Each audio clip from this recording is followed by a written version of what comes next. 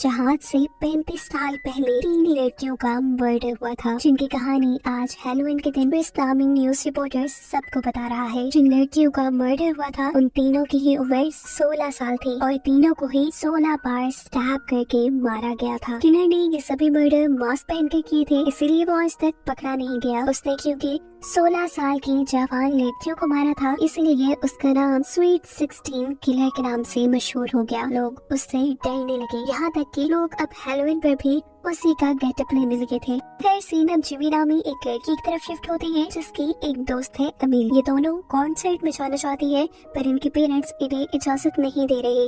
हालांकि वो ये बात जानते भी हैं कि जिमी को सेल्फ डिफेंस आता है, वो कराटे चैंपियन है, पर उसके पेरेंट्स के डरने की वजह उनके दिल में बैठा हुआ पुराना खौफ है। पता चलता है कि जिन लड़कियों के मर्डर की कहानी हमने सुनी है वो अमेलिया और जिमी की पेरेंट्स की क्लास फेलोज थी। और इस वक्त जिमी के डैड ये फैसला करते हुए इस लड़ाई को खत्म करते हैं कि वो खुद जिमी और अमेलिया को कॉन्सर्ट में लेकर जाएंगे। पीछे घर पर अब जिमी की मॉम अकेली थी, जहाँ पहले उनसे कुछ बच्चे हैलोवीन का गिफ्ट लेने के लिए आते हैं और फिर स्वीट 16 किलर के फेस में एक आदमी। इसे गिफ्ट्स या कैंडी नहीं चाहिए थी, बल्कि इसे तो जिमी की मॉम की जान चाहिए थी। वक्त रहते ही जिमी की मॉम दरवाजे को लॉक करते हुए जल्दी से पुलिस को इन्फॉर्म करती है और इतने में किलर भी दरवाजे का लॉक खोल के घर के अंदर आ जाता है। अब पैम यानी जिमी की मॉम ड्रॉ के अंदर से एक गन निकालती है किलर को मारने के लिए, लेकिन किलर यहाँ गन पकड़कर उनके ऊपर हमला करना शुरू कर देता है। जहाँ पैम अपना अच्छा सेल्फ डिफेंस कर रही थी, क्योंकि वो खुद भी एक कराटे चैंपियन थी। अपने ऊपर हावी होते हुए किलर को एक जोरदार झटके से साइड पे गिराते हुए पैम जल्दी से किचन में जाकर एक नाइफ निकाल लेती है और किलर को बताती है कि तुम यहाँ से चले जाओ वरना पुलिस आने वाली है। ये सुन किलर भी थोड़ा घबरा जाता है। वो अब यहाँ से जाने के लिए पीछे मुड़ गया था। पैम को लगा कि किलर जा चुका है, लेकिन तभी अचानक किलर पीछे से पैम के ऊपर हमला करते हुए उसे कई मरतबा स्टैब करके मार देता है। किलर यहाँ से भाग जाता है और यहाँ पुलिस आ जाती है। न्यूज रिपोर्टर क्रिस सबको बताता है कि पैम को भी 16 मरतबा स्टैब करके मारा गया है, यानी स्वीट 16 किलर वापस आ चुका है। जेमी भी तब अपनी मॉम की मर्डर की वजह से काफी दुखी थी। अगले दिन स्कूल में ऑफिसर्स जब केस की इन्वेस्टिगेशन करने के लिए जिमी को बुलाते हैं, जहाँ से बताया जाता है कि पैम काफी दिनों से क्रिस नामी न्यूज रिपोर्टर के साथ राब्ते में थी। इसीलिए जेमी जाकर क्रिस से मिलती है और उससे पूछती है कि आखिर क्यों अपनी मॉम को इतने मैसेजेस करते थे। क्रिस बताता है क्योंकि तुम्हारी मॉम को कुछ दिन पहले ही किलर ने एक नोट भेजा था जिसमें लिखा था यू आर नेक्स्ट। उसी सीरियल किलर को पकड़ने के लिए हम दोनों एक साथ काम कर रहे थे। यही बातें वो जाकर अब अपनी फ्रेंड अमेलिया से डिस्कस करती है। यहाँ अमेलिया ने अपने साइंस फेयर के लिए अपनी मॉम का आइडिया यूज करते हुए एक टाइम मशीन बनाई थी। जिमी नोटिस करती है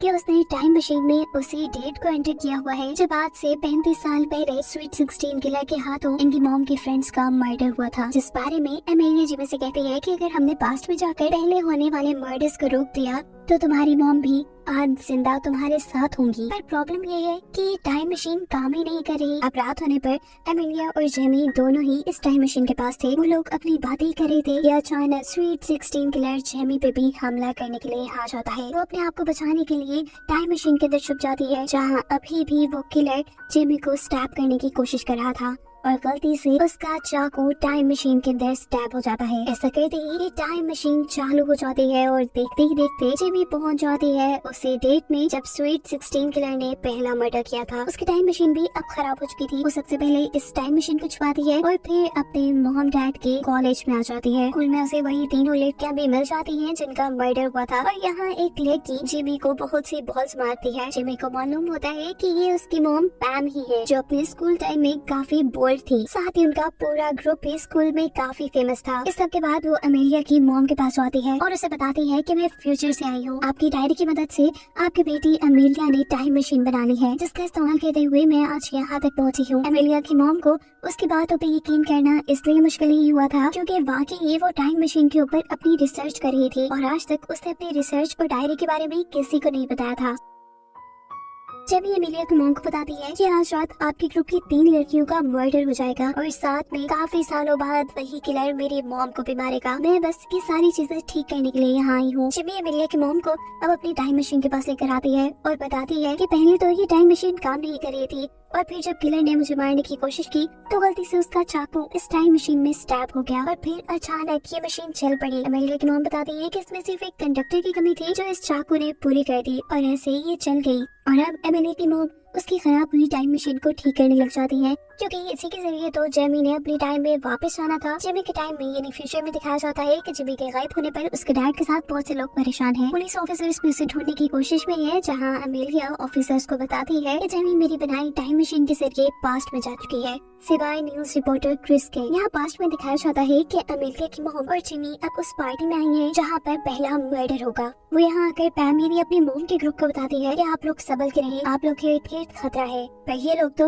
उसकी कोई बात नहीं सुनते हैं और उसका मजाक उड़ाते हुए उसे यहाँ से बाहर निकाल देते हैं। लेकिन फिर भी जेमी हार नहीं मानती और वो पार्टी में इन चारों के ऊपर ही नजर रखे हुए थे। हम देखते हैं कि पैम की एक साथ ही ऊपर अपने बेडरूम में थी, तभी अचानक उसे स्वीट 16 किलर मास्क में नजर आता है, जिसे वो अपना फ्रेंड समझ रही थी। वो किलर अब उसके पास आता है और बेदर्दी से 16 मरतबा उसके जिस्म में स्टैब करते हुए उसका खून कर देता है। उसकी आवाज सुनकर जल्दी से जिमी और पैम उसके कमरे में आते हैं और उसको मरा देखकर पैम की हालत बहुत ज्यादा खराब हो जाती है। जिमी उसे संभाल कर पार्टी से बाहर लेकर आती है और यहाँ पर पैम पूछती है कि तुम्हें कैसे पता था कि हम में से किसी की जान खतरे में है। तब जिमी उसे सच ना बताते हुए ये कहती है कि मुझे बस फ्यूचर के वियन आते हैं, इसी वजह से मुझे ये बात पता थी। यहाँ फ्यूचर में हम देखते हैं कि अमेलिया के पास क्रिस आया है। वो उसे बताता है कि मुझे हमेशा से ये बात याद थी कि सबसे पहले जिस लड़की का मर्डर हुआ था वो बेडरूम में नहीं बल्कि गैरेज में हुआ था। पर अब अगर पास्ट की फोटोज देखी जाए तो मर्डर बेडरूम में नजर आ रहा है, जिस पर अमेलिया उसे समझाती है कि क्योंकि जिमी फ्यूचर से पास्ट में गई है, हो सकता है कि इसीलिए पास्ट बदल गया हो। यही पास्ट की फोटोज में अमेलिया को जिमी भी नजर आती है और कुछ ही देर बाद उसे जिमी का एक मैसेज भी मिलता है, जिसमें उसने लिखा था कि तुम्हारी टाइम मशीन के अंदर एक कंडक्टर की कमी थी। जिसके बाद अमेलिया दोबारा टाइम मशीन बनाने में लग जाती है। पास्ट में दिखाया जाता है कि जिमी अपनी मॉम के ग्रुप के साथ है, सभी अपने फ्रेंड की मर्डर की वजह से उदास हैं और यहाँ जिमी उन्हें आइडिया देती है एक पार्टी करने का, यहाँ से कहीं दूर जाकर। अब इसी टाइम उनकी क्लास स्टार्ट हो जाती है और जिमी यहाँ एक ऐसी लड़की के पास बैठती है जिसकी राइटिंग उसे बिल्कुल अपनी मॉम की किलर की राइटिंग जैसी लग रही थी। अब अगले दिन ये लोग पार्टी करने के लिए जिस घर में आए थे, जभी देखती है कि ये वही घर है जहाँ पे दूसरा मर्डर हुआ था। पैम के ग्रुप ने यहाँ पे अपने दूसरे फ्रेंड्स को भी बुलाया हुआ था। सभी स्विमिंग पूल में काफी एंजॉय कर रहे थे, जबकि दूसरी तरफ जिमी काफी परेशान थी क्योंकि किलर का अभी तक उसे कोई सुराग नहीं मिला था। आज जिस लड़की का असल में मर्डर होना था उसके रूम में पैम की एक दूसरी फ्रेंड लेटी हुई थी, जहाँ किलर अब उसे मारने के लिए आ जाता है। वो उससे बचने के लिए वहाँ से भागती है और सभी को उसका शोर सुनाई दे जाता है।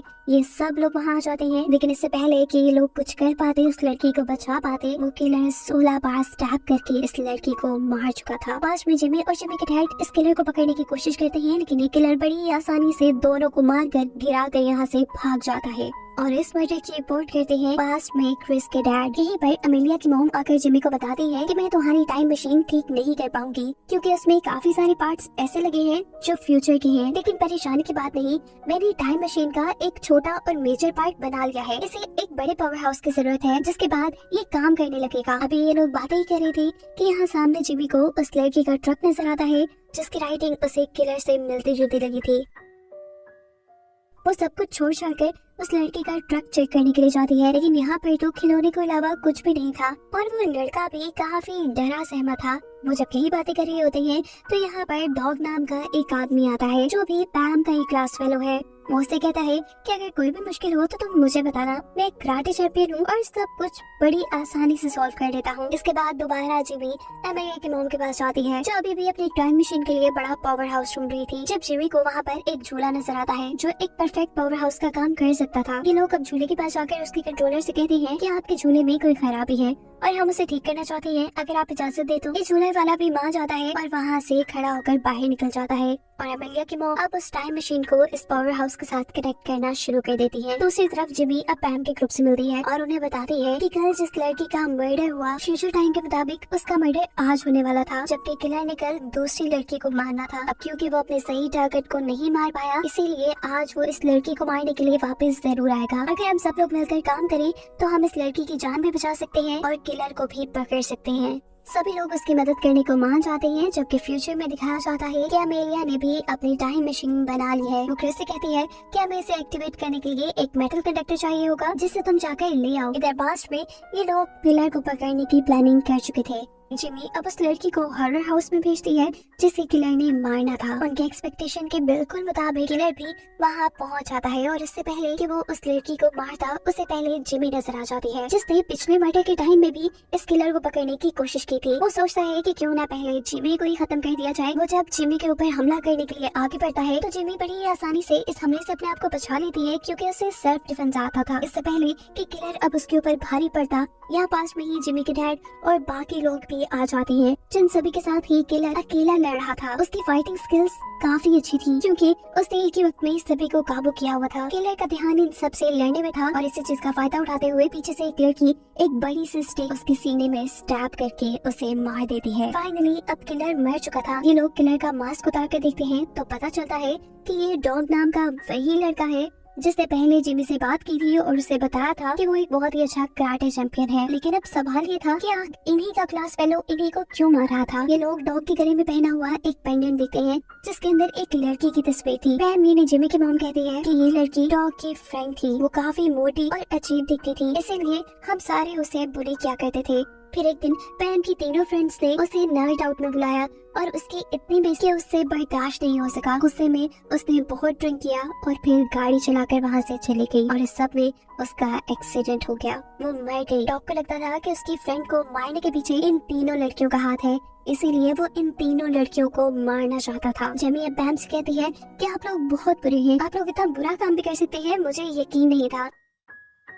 पैम कहती है नहीं मैं उस दिन पार्टी में भी नहीं थी। लेकिन जेमी उसकी कोई भी बात सुने बगैर वहाँ से बाहर चली जाती है। उसे अफसोस हो रहा था कि पैम जैसी बुरी लड़की उसकी मॉम है। अभी ये लोग यही बातें कर रहे होते हैं कि स्वीट 16 किलर के भेस में कोई और आदमी आकर पीछे से तीसरी लड़की को भी मार देता है जिसकी जान अभी जेमी ने बचाई थी। इसे देखकर ये सब लोग डर जाते हैं और जेमी बताती है कि असली किलर को हम मार चुके हैं। मुझे लगता है कि ये किलर फ्यूचर से आया है अमेलिया की टाइम मशीन का इस्तेमाल करते हुए। यहाँ सीन कट होकर दिखाया जाता है कि फ्यूचर में अमेलिया का मर्डर हो चुका था। यहाँ पास्ट में दिखाया जाता है कि फ्यूचर से आए हुए इस किलर ने जाकर पास्ट के टाइम रिपोर्टर को यानी क्रिस के डैड को भी मार दिया था। इसी सारी अफरा तफरी के अंदर अमेलिया की मॉम टाइम मशीन को एक्टिवेट कर देती है और जेमी से कहती है कि तुम तो एटलीस्ट अपने टाइम में वापस जाओ, अगर तुम्हें यहाँ कुछ हो गया तो सब कुछ बर्बाद हो जाएगा। जेमी टाइम मशीन के अंदर आ जाती है और किलर उसे भी मारने के लिए टाइम मशीन में आ जाता है। वो यहाँ जिमी को मार ही देता, पर इतने में पैम यहाँ पे आती है और वो पीछे से किलर का गला पकड़ लेती है। किलर ने एक ही झटके में पैम से अपनी जान छुड़वा ली थी। अब ये दोनों किलर से लड़ने की कोशिश में थी, लेकिन किलर इन दोनों से ज्यादा ताकतवर था। जिस झूले के अंदर इन्होंने टाइम मशीन लगाई हुई थी, टाइम मशीन के एक्टिवेट होने की वजह से ये झूला बहुत ही तेजी से घूमने लगा था और इसकी वजह से ये सारे लोग अब पीछे जा लगे थे। यहाँ तक कि ये लोग हिल भी नहीं पा रहे थे, पर ये किलर किसी तरह आहिस्ता आहिस्ता सरफेस के साथ साथ चलते चलते पैम तक पहुँच जाता है। इससे पहले कि वो पैम को स्टैब कर देता, यहाँ जिमी वक्त रहते ही इस झूले का दरवाजा खोल देती है, जिसकी वजह से पैम यहाँ से बाहर गिर चुकी थी। दरवाजे के खुलने की वजह से हवा के प्रेशर के जरिए किलर का मास्क भी उतर जाता है, जिसकी वजह से हम किलर का चेहरा देख पाते हैं, जो कोई और नहीं बल्कि फ्यूचर से आया न्यूज रिपोर्टर क्रिस ही है। उसने फ्यूचर में अमेलिया की टाइम मशीन का इस्तेमाल किया था और वो यहाँ पर आ गया। फ्यूचर में उसी ने ही जिमी की मॉम यानी पैम को भी मारा था ताकि स्वीट 16 की कहानी कंटिन्यू रहे। लोग इस कहानी को आहिस्ता आहिस्ता भूलते जा रहे थे, पर क्रिस तो हर मर्तबा इसी कहानी की ब्रॉडकास्ट करके पैसे कमाता था। जिमी पूछती है कि आखिर तुमने अपने डैड को क्यों मारा, जिस पर क्रिस बताता है कि उन्होंने मेरा कभी ख्याल नहीं रखा, इसीलिए मैंने उन्हें मार दिया। इससे पहले कि इस टाइम मशीन के अंदर अब जिमी मारी जाती, जिमी एक नेल गन का इस्तेमाल करते हुए क्रिस को ही मार देती है और दिखाया जाता है कि फाइनली अब जिमी पहुंच चुकी है अपने टाइम के अंदर। घर आने पर वो देखती है कि उसके मॉम डैड दोनों सही सलामत थे, यानी उसने फाइनली पास्ट को चेंज करके अपनी मॉम की जान बचा ली थी। यहाँ पर अब अमेलिया की मॉम जिमी से मिलती है और उसे एक साइड में ले जाकर बताती है कि मैं आज बहुत नर्वस थी, मैं जानती थी कि आज ही टाइम मशीन तुम्हें इस टाइम में लेकर आएगी और मैं नर्वस इसलिए थी कि अगर उस टाइम मशीन के अंदर से किलर भी निकला तो क्या होगा, इसीलिए तो मैंने अपने पास एक गन भी छुपा ली थी। वो अब जिमी को एक बुक देती है जिसके अंदर वो सारी चीजें लिखी हुई थी जो उसके पास्ट में जाने की वजह से इस टाइम में चेंज हो गई थी। यहाँ इस टाइम में यानी फ्यूचर में जिमी का एक भाई भी है जिसका नाम उसके पेरेंट्स ने जिमी रखा था और असल में जिमी का नाम अब चेंज हो चुका था। और यही सब बताते हुए ये कहानी यहाँ पे खत्म हो जाती है।